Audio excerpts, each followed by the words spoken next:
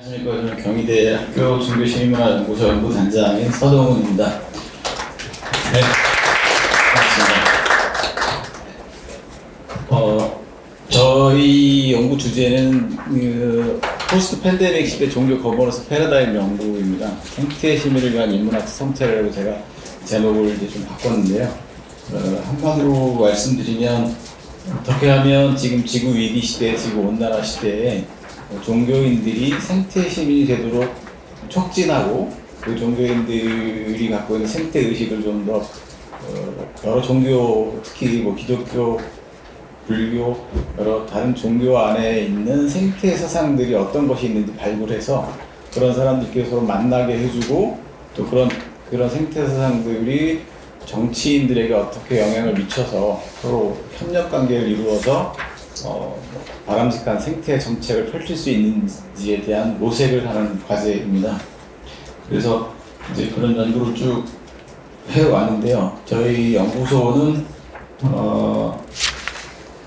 2000 소개를 잠깐 해드리면 2016년에 이제 센터로 출발을 했고요. 그다음에 2017년에 대학별 연구소로 공식 승인됐고, 그 다음에 EASSR이라고 해가지고 동아시아 종교 사회학회라는 게 있습니다. 그래서 동아시아 여러 대학, 그 다음에 뭐 사회학, 종교 사회학 분야에 있는 전문가들이 1년에 한 번씩 모여서 학술대회를 하는데요. 지난해에는 일본에서 있었고, 그 전해에는 지난해 일본에 있었고, 올해는 이제 여기 고려대학교에서 7월달에 이 동아시아 종교사회학회가 열립니다. 그래서 저희가 본부 사무소이기 때문에 그런 역할을 계속 하고 있고요. 여기서 국제학술대회를 저희 연구 주제와 관련해서 많이 하고 있습니다. 그 다음에 2018년에 해외 학자 초청 국제학술대회 개최를 했고요. 그 다음에 일본 난산 종교문화연구소 및 한국 환경철학회 등과 공동 세미나를 하는 실적을 올렸습니다. 그 다음에 국가생명윤리정책원 및 퍼듀 대학 등과 각각 MOU를 체결한 바 있고요. 그 다음에 2021년에 지금 제가 발표하려고 하는 인문사회연구소 지원 사업에 선정이 됐습니다. 저희 연구원은 총 이제 8명인데요. 제가 단장으로 있고 연구 책임자로 있고요. 그 다음에 이제 공동연구원으로 3분이 계십니다. 실질적으로는 이제 송재란 교수님이 종교사역을 전공하셔갖고 이 연구소의 회장님으로 계십니다. 그 다음에 충북대 김현우 교수님, 그 다음에 고려대 김은기 교수님이 공동연구원을 참여하고 계시고요.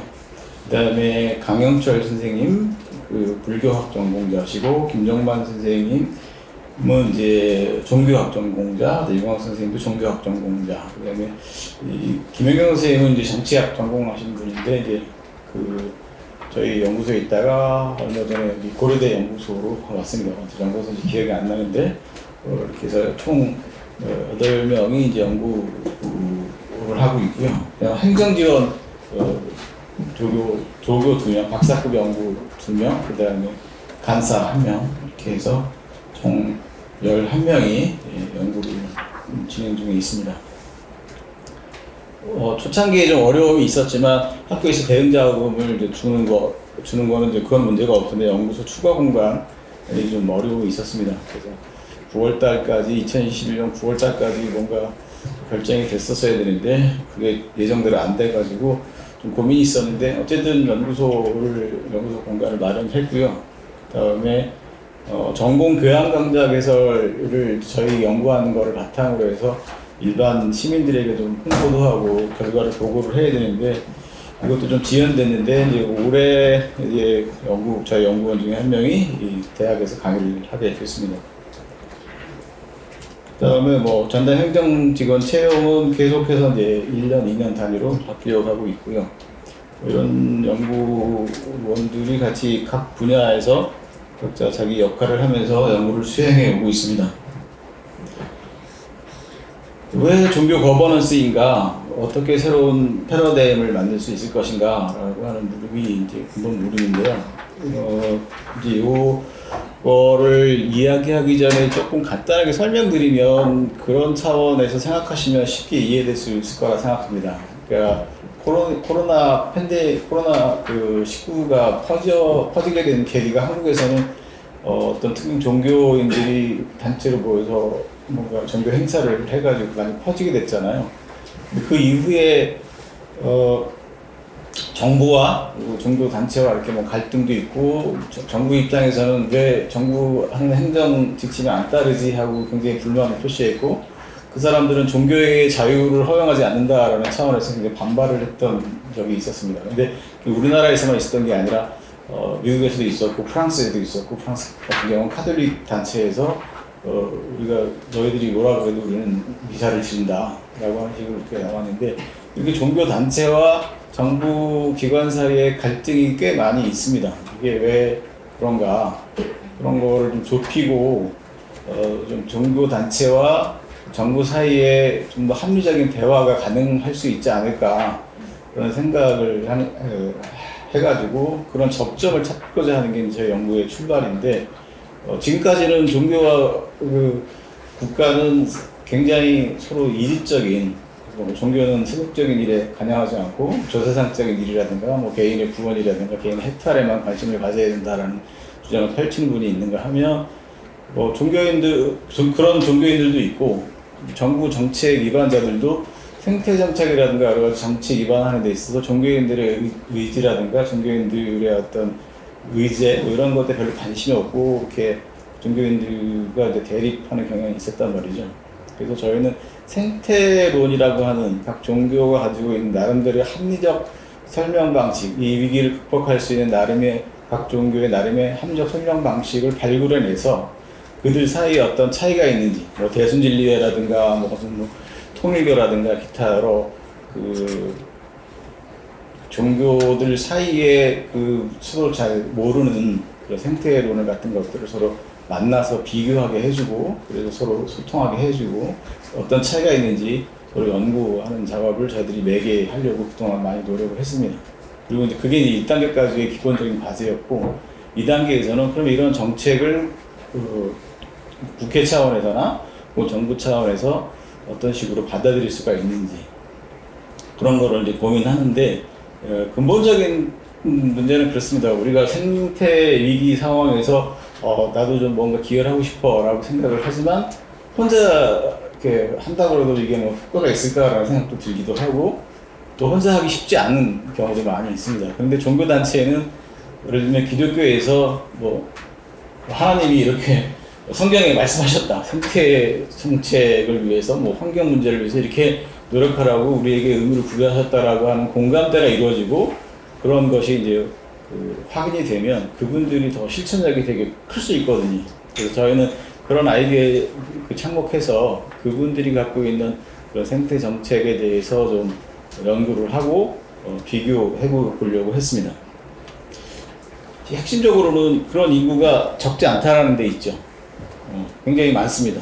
여러분 어떤 분은 뭐 나는 종교인이 아니다라고 얘기하실 분도 있지만 한국은 엄밀하게 말하면 세계 종교 박람회라고 말할 수 있을 정도로 굉장히 많은 종교인들이 다양한 종교인들이 한국에 굉장히 많이 있습니다.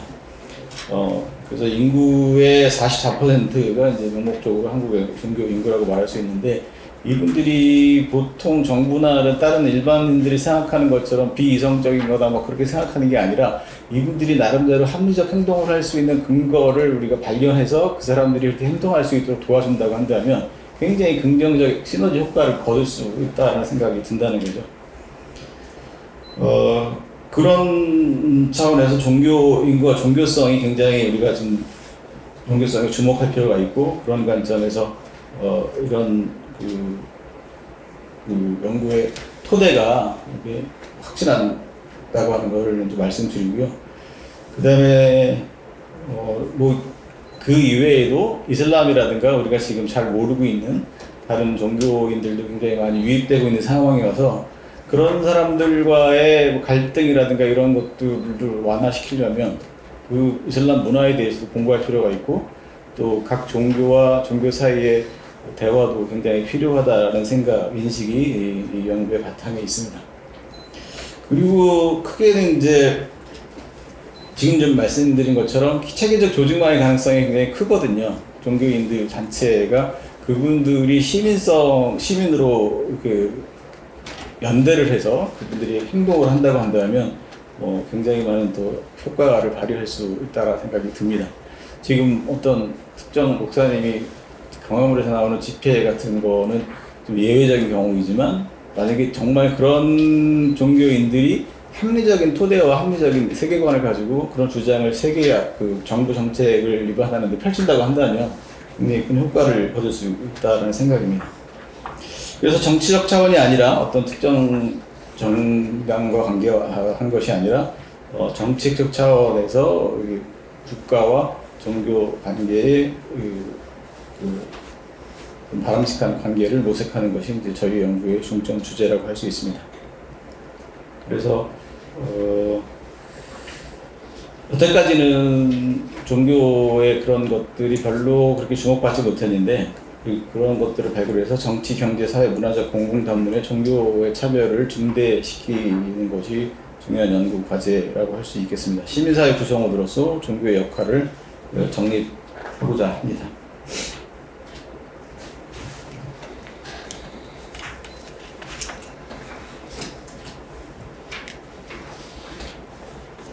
근데 이제 이런 연구를 할 때 문제의식으로 이제 잘못된 종교와 국가의 관계, 종교와 종교 간의 관계를 좀 먼저 생각해 볼 필요가 있는데요. 우리나라 종교 정책은 약간 좀 편향되어 있는 경향이 있습니다. 특별히 이 데이터에 기반해서 말씀드리면 카톨릭이나 개신교, 그다음에 불교에 비교적 굉장히 혜택을 많이 주는 편입니다. 그 대신에 이제 그 종교 단체에서는 국가 정책에 대해서 혜택을 받은 만큼 올바른 소리를 안 내거나 못 내거나 그런 경향이 조금 있습니다. 그래서 그 통계를 보면 불교의 템플 스테이라든가 이런 여러 가지 그 문화 정책의 일환으로 불교에 많이 혜택을 주기도 하고, 그래서 그 외에 세계 카톨릭, 개신교, 불교 외에 다른 종교 단체들은 별로 혜택을 받지 못하고 그런 경향이 있고, 그렇다 보니까 정책 위반자들이 종교를 자기 정책에 유리하게 불리하게 이용하려는 경향이 굉장히 강합니다. 그런 관계는 바람직한 관계가 아니라고 생각을 해서 종교 단체와 국가의 관계를 좀 바람직한 방식으로 정립할 필요가 있다. 그때 매개가 될 수 있는 합리적 대안이 생태론이다라고 저희는 생각합니다. 그래서 기존에 통제하고 규제하고 인센티브를 준다든가 이런 식으로 하는 국가와 종교의 관계를 넘어서 또 생태 정책에 대해서도 이렇게 무시한다거나, 또 서로 합리적인 정부는 합리적인 정책을 수립하는데 종교는 그 합리적인 정책이나 어떤 합리적인 논거에 의해서 출발하기보다는 신념에 의해서 움직이기 때문에, 신앙에 의해서 움직이기 때문에 소통이 안 되는데, 이런 관계를 좀 다시 재정립할 필요가 있다라는 거죠. 그 다음에 이제 이렇게 하는 것을 막는 역사적인 근거로는 종교 분리 정책입니다. 서양 전통에서는 당연히 그 종교 분리 정책이 일반화되어 있고, 계몽주의 전통 이후에 어떤 정치가가 자기 종교적 신념을 표현한다는 것은 허용이 안 되죠. 우리나라에서도 제가 기억하기에는 어떤 특정한 대통령이 서울시를 세계 복음화 시키겠다, 기독교 시로 만들겠다 이런 식의 발언을 했는데, 이런 전통에 따르면 그런 발언을 하면 안 되는 거죠. 종교 분리 원칙에 따라서 특정 자기 종교 신념을 갖고 있다고 하더라도 정치가는 그런 거를 표현하면 안 되는 그런 전통이 있는데, 이러다 보니까 종교와 정치가 서로 대화하기 어려워진 상황이 있는 게 사실입니다. 그런데 종교 사회학 전통에서 종교가 예전에 이런 계몽주의 시대 이후에 종교가 쇠퇴하고 세속화돼서 더 이상 서양에서 보이는 것처럼 그렇게 큰 힘을 발휘하지 못할 것이다 라고 생각을 했는데, 역사적으로 보면 종교사학자 연구들에 따르면 오히려 쇠퇴한 게 아니라 다른 방식으로 종교가 더 융성하고 있는데, 그런 식의 종교 단체와 힘이 이제 존재하고 있는데 그거를 비합리적이다라고 무시할 게 아니라 그런 비합리적인 전통조차도 나름대로 합리적인 토론의 장으로 끌어올 수 있는 방법으로 생태론을 매개하면 어떨까라는 게 이제 저희 생각입니다. 그래서 그런 사람들을 생태 시민으로 만드는 과정이 이제 되게 중요합니다. 그래서 종교 시민들이 주체가 돼서 지금 지구 위기의 상황에 그 여러 가지 문제를 극복할 수 있는 주체가 될 수 있다라는 거죠. 그다음에 아까 말씀드린 것처럼 팬데믹 집단 방역 정책에 대한 개신교의 대응은 상징적 사례라고 말할 수가 있는데 뭐 부정적인 영향도 있지만 저희는 이제 긍정적인 차원에서 승화시킬 수 있다라고 생각을 합니다.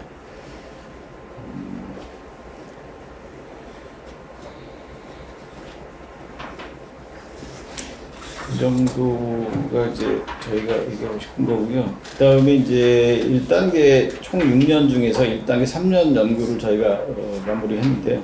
왼쪽에 있는 거는 이제 국제학술대 그 팜플렛이고 종교 생명 그리고 정치적 생태론이라는 주제로 이 분야의 관련 연구자들을 불러서 학술대회를 한 바 있고요. 1단계 저영량 실적은 저희가 생각했던 거 이상으로, 목적했던 거 이상으로 더 많은 효과를 냈습니다. 그 등재지 같은 경우 목표를 27편을 했는데 36편을 썼고요. 그 다음에 SCI는 목표는 5편이었는데 6편을 썼고, 그 다음에 단독 저서 이제 3편으로 했고요. 그 다음에 공동 저서가 좀 부족했습니다. 그래서 목표는 세 권이었는데 한 권밖에 못 썼고요. 그래서 요거를 이제 그 중간 발표 단계 보고 심사할 때 지적을 좀 받은 사항이기도 합니다. 연구 총소도 목표 이상으로 달성했고, 국내 학술 발표도 이상해. 국제 학술 발표는 좀 모자랐는데, 이때가 이제 그야말로 코로나가 유행하던 시기여가지고 줌으로 국제학술대회를 여러 번 개최하긴 했습니다만 쉽지 않았습니다. 그래서 국제학술 발표를 좀 많이 못했고요. 그다음에 나머지 학술대회 개최라든가 뭐 세미나 이런 것들은 꾸준히 저희가 줌으로 열심히 저희 연구원 단체끼리 혹은 다른 외부 전문 강사를 모시고 발표를 했습니다. 그다음에 이제 1단계 미디어 홍보를 이제 뭐 세계일보라든가 이런 데서도 했고요. 그 다음에 시민 강좌를 통해서 종교 산소 중립 시대의 종교의 의미와 역할이라는 주제로 시민 강좌를 계속해서 꾸준히 진행해 왔습니다.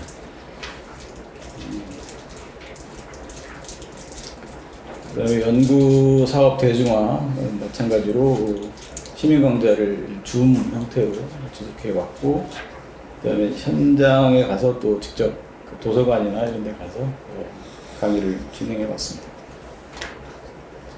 그 다음에 이제 2단계 목표는 이제 1년차에 했던 거를 그때 그 기본 틀에서는 이제 비슷하게 진행이 되는데, 이 2년차에는 마찬가지로 국제학술대회, 국내학술대회, 전문가 세미나, 그 다음에 저희가 그 한국 중심에 있는 동아시아 종교학회의 패널로 참여해서 우리가 특별한 주제를 선정해가지고 거기에 우리 연구에 맞는 주제를 선정해서 국제학술대회를 같이 하는 걸로 이렇게 계획하고 있습니다.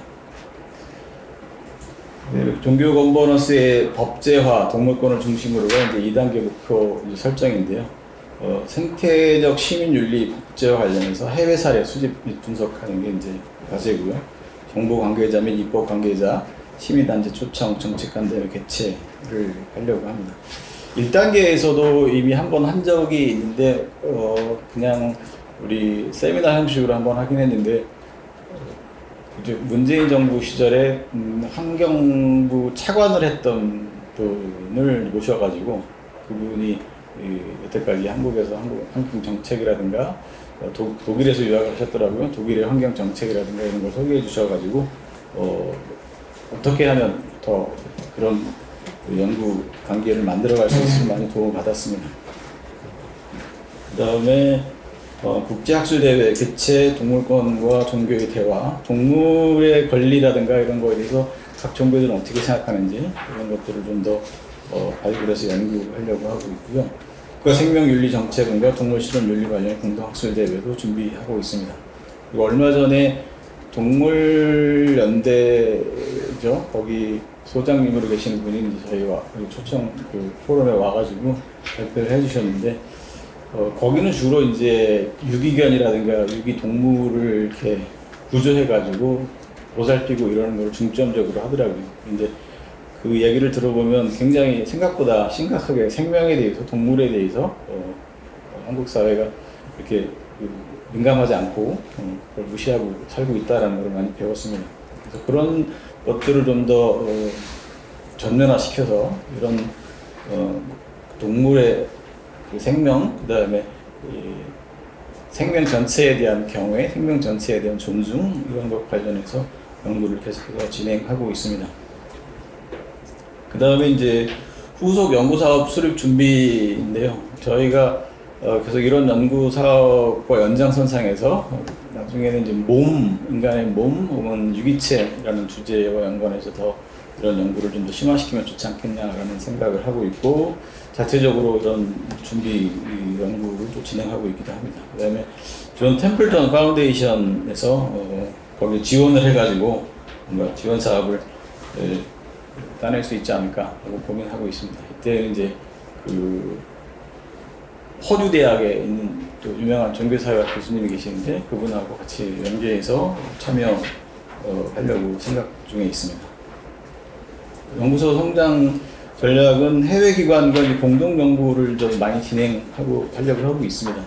특히 이제 저희 연구소 연구원 중에 대만 대학에서 학위를 하신 분이 있는데, 그분을 매개로 해서 대만 대학 정치대학의 종교 연구소와 MOU를 체결해서 같이 공동 학술 대회를 개최할 생각도 있고요. 최근에는 일본의 동양철학 연구소를 방문한 적이 있습니다. 그래서 그 연구소와 MOU도 체결하고 같이 상호 교류하고 국제대회, 국제학술 대회를 개최할 준비를 지금 하고 있기도 합니다. 그 정도가 이제 저희 향후 연구 프로젝트고요. 나머지는 예산은 뭐 예전에 했던 1단계 사업에서 했던 것과 크게 다르지 않습니다. 그렇게 진행하려고 합니다. 감사합니다. 네, 감사합니다.